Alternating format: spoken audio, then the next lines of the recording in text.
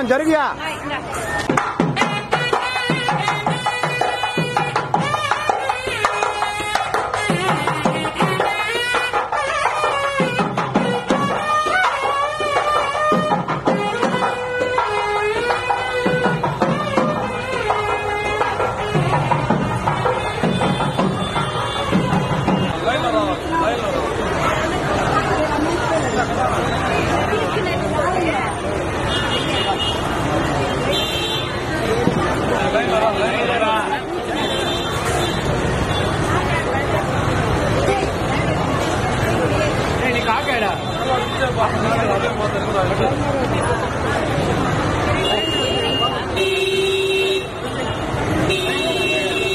ప్రత్యేక అభిషేకాలు చేసి టెంకాయలతో అమ్మవారిని అద్భుతంగా అలంకరించి మాకంతా దర్శనం భాగ్యం కల్పించారు. ఈవో జయకుమార్ గారికి ప్రత్యేక ధన్యవాదాలు తెలియజేసుకుంటున్నాము. అలాగే సిబ్బందికి అందరికీ. మేము కళాకారులు అందరూ వచ్చి అమ్మవారిని దర్శించుకుంటాము. అమ్మవారి దివ్య ఆశీస్సులు, చల్లని చూపులు తిరుపతి ప్రజలకే కాకుండా దేశం మొత్తం అందరికీ ఆమె చల్లని చూపులు కలగాలని కోరుకుంటూ జై గంగమ్మ తల్లి. జై గంగమ్మ తల్లి.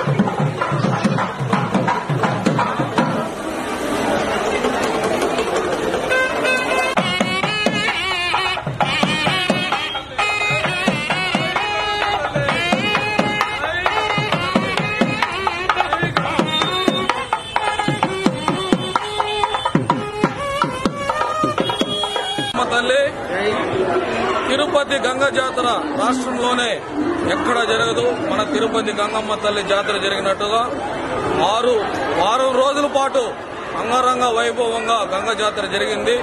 దాని తర్వాత 5 మంగళవారాలు 5 ఆదివారాలు కూడా గంగ జాతర లాగానే జరుగుతుంది. ఆ రోజు రానోళ్ళంతా వచ్చి 5 మంగళవారాలు 5 ఆదివారాలు అమ్మవారికి మొక్కులు చెల్లించుకుంటారు. దానిలో భాగంగానే మేము ప్రతి ఏడు కళాకారులు వివిధ వేషధారణలతో అమ్మవారికి సార సమర్పిస్తాము. దాని తర్వాత 5 మంగళవారాలు వివిధ వేషధారణలతో వచ్చి అమ్మవారిని మొక్కుంటాము. ఇది మన గ్రామ దేవత గంగమ్మ తల్లి ఆశీస్సులు మనకందరికీ ఉండాలి. ప్రతి ఒక్కరూ వచ్చి అమ్మవారిని దర్శించుకుని అమ్మవారి కృపకు పాత్రులు కావాలని, అమ్మవారి చల్లని దీవెనలు మనకి కలగాలని, ముఖ్యంగా ఈరోజు మొదటి మంగళవారం రాధయ్యగుంట గంగమ్మ దేవస్థానం వారు